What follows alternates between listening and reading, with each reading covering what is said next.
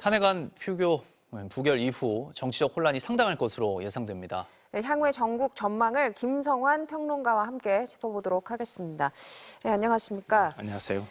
어젯밤 9시 20분까지 한 4시간여 기다렸지만 국민의힘 의원 105명은 결국 본회의장에 들어오지 않았고 표결이 이뤄지지 않았습니다. 이 장면 전체적으로 어떻게 좀 보셨습니까? 많은 분들이 아마 다 지켜보셨을 것 같은데요. 이제 국민의 한 사람의 입장으로서 배신감 그리고 또 참담함 같은 것들을 느꼈습니다. 예. 아마 국회 바깥에서 모였던 많은 국민들의 모습을 보셨으면 아실 거라고 생각하고요. 저는 지난 3일 윤 대통령이 불법 계엄을 단행했을 때 그때 국민의힘 의원들이 보였던 태도하고 똑같았다고 생각했어요. 왜냐하면 국회의원의 책무를 버리고 국회를 지킨 게 아니라 국민의힘 당사로 모여들었잖아요. 네. 18명만 표결에 참석했거든요. 그러니까 당이 오히려 국민의 이익이나 아니면 헌법을 수호할 국회의원의 책임보다 우선한다. 이런 것들을 이미 보여줬기 때문에 이번에도 똑같은 모습을 보여주는 것에 대해서 많은 분들이 아마 실망했을 거라고 생각합니다. 예. 한동훈 대표의 입장이 바뀌는 모습이 있었습니다. 결국에는 이제 당론 부결로 확정이 됐고 이 배경에 대통령 담화 어제 오전에 있었죠. 그게 좀 영향을 미쳤다고 보십니까? 담화가 영향을 미쳤다기보다는 담화를 낼 수 있도록 우리가 다른 탈출구를 만들 수 있도록 해달라고 하는 요청을 대통령이 받아들였기 때문에 그랬던 거 아닌가 그런 생각이 들고요. 한동훈 대표가 몇 차례나 자신의 입장을 바꿨잖아요. 네. 근데 그것 때문에 오히려 좀 실망감이 커진다 이런 얘기들도 나오고 있는데요.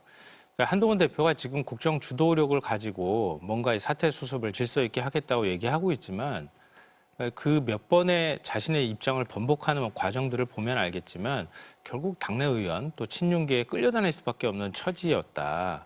그러니까 앞으로도 그럴 수밖에 없다고 하는 걸 상징적으로 보여준 것 같아요. 예. 그러니까 일단 한동훈 대표 중심으로 움직여 갈 것 같긴 한데요. 근데 한 대표가 과연 혼자서 독자적으로 어떤 결정을 내릴 만한 위치에 있는가 또 그 정도의 정치력을 갖고 있는가 이 부분에 대해서는 저는 좀 의문을 갖고 있습니다. 네. 나경원 의원도 언급을 했습니다만 국민의힘에서는 탄핵에 대한 좀 트라우마도 있어 보입니다. 국민의힘 입장에서는 그럴 수 있다고 생각해요. 네. 왜냐하면 2016년 국정농단 사태 이후 탄핵을 당하고 난 다음에 굉장히 어려움을 많이 겪었잖아요. 근데 그걸 다시 겪고 싶지 않다고 하는 생각들은 좀 있을 수 있다고 보는데요. 또 반대로 생각하면 그런 거예요. 근데 그때 이후로 정권을 한 번만 내주고 다시 정권을 되찾았잖아요. 네.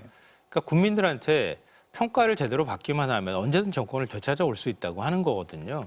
그러니까 얼마나 자신들의 책임을 국민들한테 진솔하게 인정하느냐. 그리고 뭔가 혁신하고 변화하는 모습을 보여주느냐가 국민의 평가 기준이지 내가 내 스스로가 어떤 처지가 되는가는 별로 중요하지 않은데 지금 국민의힘은 자신들의 처지에서만 지금 국정이냐 아니면 뭐 전국 상황을 평가를 하고 분석하고 있는 것이 아닐까 싶어요. 일종의 도구마에 빠지고 있는 것 같은데요. 그러니까 국민들은 사실은 그러니까 국민의힘이 이준석 대표로 선출하고 그 젊은 대표를 처음으로 선출하고 난 다음에 일종의 보수대연합이라고 하는 젊은 층하고의 어떤 같이 보수층이 결합하는 모습을 보여주고 이렇게 하는 혁신이나 변화의 모습을 평가를 해준 거란 말이에요. 네. 그러니까 탄핵 이후에 국민의힘은 거기에 대해서 책임을 져야 하는 정당이었고 그 이후에 변화하는 모습을 보였기 때문에 다시 정권을 줬던 거거든요. 근데 지금 국민의힘 모습은 뭐 어제 잠깐 사과하는 모습을 보이긴 했지만 왜 자신이 세운 대통령이 이런 무모한 짓을 저질렀는지에 대한 사과나 성찰의 모습은 전혀 보이지 않고 있거든요. 오히려 그게 국민들한테 더 큰 분노를 일으키고 있다 이렇게 생각합니다. 예. 말씀하신 것처럼 탄핵 트라우마의 주체는 국민의힘이 아니라 국민이다 뭐 이런 지적도 네, 맞습니다. 나오더라고요.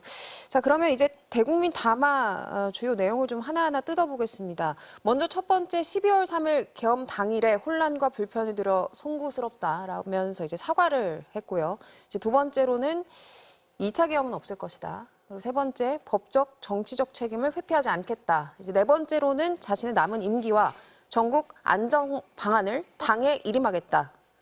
이런 입장을 차례로 내놨는데 시간 한 2분 정도로 좀 짧은 편이었다. 이런 평가도 있고요. 전체적으로 어떻게 생각하십니까?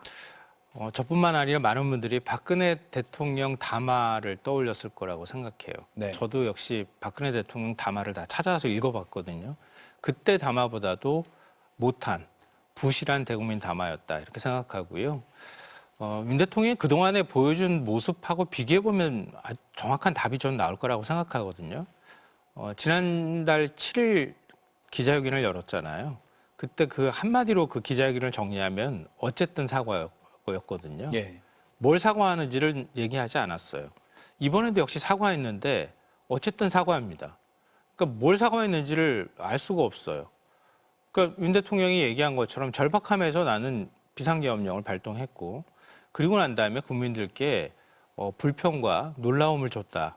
뭐 이런 거에 대한 사과를 하는 거거든요. 네. 그러니까 여전히 윤 대통령은 나의 계엄령 선포는 정당하다라고 하는 입장을 바꾸지 않았다고 보는 게 맞고요. 네. 거기에 대한 국민들의 평가가 좋지 않으니 어쨌든 내가 이 상황에서 수습할 수 있는 방법은 국민의힘한테 어떤 정권을 맡기는 형태로밖에 없다라고 뭐 본인은 현실을 받아들인 것 같은데요. 그런데 대통령이 존재하는 한, 대통령의 직무가 그대로 유지되는 한, 대통령이 최종 선택권을 갖고 있는 거거든요. 국민의힘이 가질 수가 없는 겁니다, 기본적으로. 그리고 박근혜 대통령 담화 때도 역시 마찬가지였지만 박 대통령은 최소한 국회에 일임하겠다는 뜻을 밝혔는데 이건 우리 당한테 일임하겠다는 그렇죠. 뜻을 우리라는 밝힌 표현도 들어갔죠. 네, 그거는 사실 국민의힘이 그럴 능력도 지금 없는 상황인데다가 그 대통령이 불법 계엄령 선포할 때 그때 보였던 것처럼 야당을 역시 국정 파트너로 여전히 인정하지 않는 일종의 종북 세력이 있는 뭐 범죄 소굴이 돼 있는 또 반국가 세력이라고 하는 걸 그 인식을 여전히 안 바꾸고 있다고 하는 거거든요. 네. 이런 상황에서 대통령이 국정 운영을 당에 맡기든 뭐 전국 운영의 수습 방법도 당에 맡기겠다고 얘기하는 건 그거는 그냥 정치적 수사에 불과하다. 여전히 대통령으로서의 지위를 난 유지하겠다고 하는 뜻을 밝힌 것이다라고 생각합니다. 예. 투표가 무산된 이후에 국민의힘에서는 의원총회가 열렸습니다. 의총을 마치고 한동훈 대표가 발표한 내용이 있습니다. 이 대목을 하나 듣고 오겠습니다. 국민의힘은 혼란을 최소화하기 위해서 대통령의 질서 있는 퇴진을 추진할 것입니다.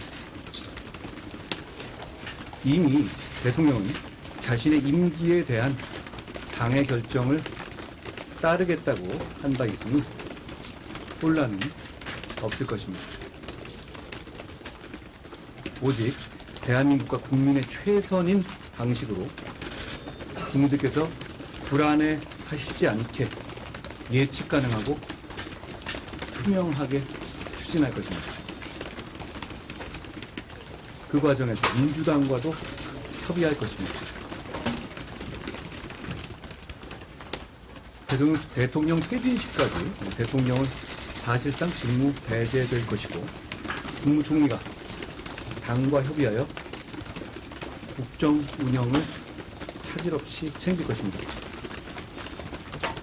야당과도 충실히 의견을 나누겠습니다. 고맙습니다. 예, 한동훈 대표의 발언을 좀 들어봤습니다. 질서 있는 퇴진을 추진하겠다. 퇴진할 때까지 직무 배제, 국무총리와 당이 국정 운영을 챙기겠다. 이 정도인 것 같은데 이 부분은 좀 어떻게 보셨습니까? 현실 가능하지도 않은 얘기를 지금 하고 있다고 저는 생각하는데요. 네. 왜냐하면 국민의힘이 집권 여당이 된 건 대통령을 국민이 선출했기 때문입니다. 대통령이 불법 계엄을 한 데란 수개가 되어 있습니다. 그러면 국민의힘의 집권 여당의 자격도 사실상 상실이 되는 겁니다. 그러면 대통령 우리 당하고 문제를 해결하겠다고 하는데 우리 당하고 해결할 수가 없는 거예요. 그러면 기본적으로 국회에 맡겨야 되는 거거든요. 그러니까 국회 일당은 민주당입니다. 네. 그리고 다수당은 야당이고요. 그럼 야당하고 문제를 풀어가야 하고 야당이 오히려 주도권을 갖는 게 맞는 거예요. 근데 국민의힘은 여전히 질서 있는 퇴진을 우리가 주도해서 가져나가겠다 이렇게 얘기하는 건데요. 그건 달리 말하면 언제 대선이 치러질지 모르지만 뭐 오늘 MBC에서도 보도했지만 6개월 내 퇴진하고 하야하고 그리고 난 다음에 대선을 치르는 방법을 얘기하는 것 같은데요. 네. 국민의힘 머릿속에는 이재명 대표만 대통령 안 되면 된다 이건 것 같아요. 그러니까 내년 뭐 언제가 될지 모르지만 한 2, 3월이나 지금 한 3개월 정도라고 2심을 예상한다고 하면 내년 3, 4월이 되지 않겠습니까? 그러면 그 사이에 만약에 선거법에 대해서 유죄 판결이 나온다면 뭐 국정의 어떤 그 분위기가 국민들의 분위기도 달라질 수 있지 않을까 이런 기대? 제가 볼 땐 좀 망상에 가까운 생각을 하고 있는 것 같은데요. 그러니까 국민의힘이 어떤 카드를 던져도 대통령이 뒤에 있는 한, 대통령의 직무가 정지돼 있지 않고 대통령의 권한이 살아있는 한 어떤 카드도 무용지물이다 이렇게 보이고요. 예. 과거 박근혜 대통령 탄핵 때도 4월 퇴진, 당시에는 이제 임기가 1년 정도밖에 안 남은 시점이었는데요. 4월 퇴진, 6월 대선 이 얘기가 나왔었어요. 근데 현실적으로 그걸 국민들이 받아들이지 않았거든요. 근데 이번에도 마찬가지입니다. 예. 국민들은 지금 이 순간에도 대통령직을 유지하는 것 자체를 용납하지를 못하는 거예요, 기본적으로. 그리고 대통령은 직무정지돼 있는 상태가 아니고 여전히 자신의 권한을 행사할 수 있거든요. 국지전 도발 가능성 뭐 이런 얘기들도 계속 나오고 있지만 언제든 그렇게 할 수 있는 위치에 있는 겁니다. 그런 상황에서 국민의 불안과 공포는 사라지지 않는 거거든요. 그러니까 박근혜 대통령 때도 3차 대국민 담화까지 11월에 발표하고요. 그리고 검찰 수사 특검까지 다 받겠다고 얘기했는데 결국은 특검 검찰 수사 다 거부했고요. 네. 그리고 난 다음에 2017년 1월 1일 신년 인사회 연다고 해서 기자들 불러서 모든 게 다 음모론이라고 갑자기 태도를 바꿨거든요. 그러니까 여전히 대통령이 자신의 위치에 서 있는 한 언제든 대통령은 자기 뜻대로 지금 현재 국정 운영 흐름을 바꿀 수 있는 위치에 있다고 하는 겁니다. 그걸 지금 국민의힘이 우리 뜻대로 할 수 있습니다라고 얘기하는 것은 잠깐은 국민들을 눈속임할 수 있겠지만 실제로 그런 권한도 없고 그런 능력도 없는 상황에서는 잠깐 위기 모면용 레토릭에 불과하다 이렇게 생각합니다. 예. 자, 이런 가운데 이제 오늘 한동훈 대표가 한덕수 총리를 다시 만날 예정이라는 보도가 나왔습니다. 대국민 담화 가능성도 나오던데요. 어떤 이야기가 담기겠습니까? 일단 한 대표 발언도 나왔지만 한덕수 국무총리를 중심으로 해서 국민의힘이 국정이 흔들리지 않도록 하겠다. 뭐 이런 입장을 다시 한번 국민들한테 밝히는 수순이 되지 않을까 싶어요. 근데 지금 얘기 나오는 것처럼 책임 총리라고 하는 얘기도 나오고 그다음에 거국내각 얘기도 나오는데 책임 총리는 지금 한동훈 총리가 자신의 역할을 제대로 하면 책임 총리가 그냥 되는 거고요. 네. 한덕수 총리요. 한덕수 총리가 예. 네네. 근데 그 거국내각은 결국은 야당의 협조 없이는 안 되는 거 아닙니까? 예. 야당이 사실상 총리나 장관 임명권을 갖겠다는 건데 어제도 한덕수 총리 만나고 왔지만 한덕수 총리는 계속 국정을 자신이 중심으로 해서 운영하고 수습해 나가겠다고 하는 뜻을 밝힌 것으로 보이거든요. 근데 이런 상황에서 한덕수 총리가 여전히 있는데 야당에서 장관 임명권을 행사할 수 있는가? 또 그걸 거국내각이라고 볼 수 있는가? 이 부분에 대해서는 받아들이는 분이 그렇게 많지 않을 거라고 생각해요. 그러니까 계속 이렇게 하면서 뭔가 수습해 나가는 모양은 취하겠지만 국민들은 계속 거리로 나가는 이 상황은 크게 달라지지 않을 것이다라고 생각합니다. 알겠습니다.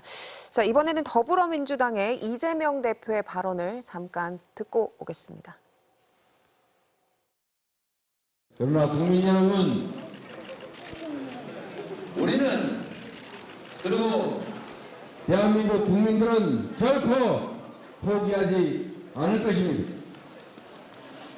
반드시 내란 행위, 군사 반란 행위에 대해서 책임을 묻고 이 나라의 모든 혼란을 이겨낼 것이며 대한민국 최악의 리스크가 되어 있는 윤석열 씨를 반드시 탄핵하겠습니다. 국민 여러분, 말씀하시는 대로 포기하지 않겠습니다. 반드시 이기겠습니다.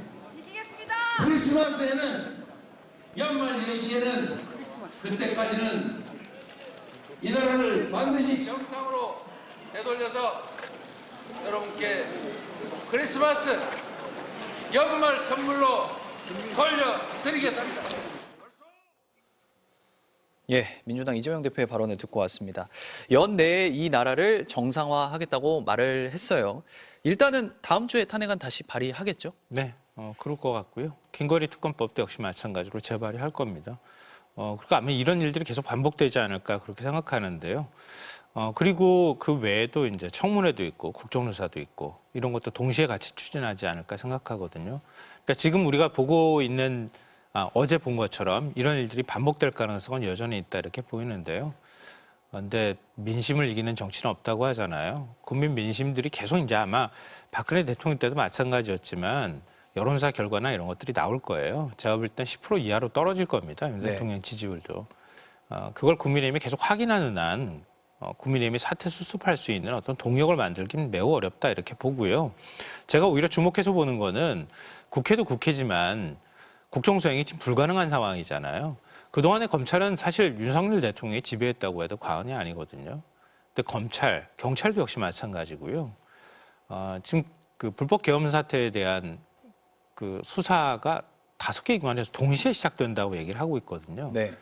그리고 지금 잠시 잊혀져 있지만 명태균 게이트에 대한 수사도 진행되고 있기도 하고요. 그리고 도이치모터스 주가 조작 사건도 여전히 살아 있습니다. 서울 고검에서. 네. 만약에 현실적으로 그럴 겁니다. 대통령이 사실상 직무를 수행할 수 없는 상태에서 이 기관들이 각자 나름대로 자유롭게 수사할 가능성이 있거든요.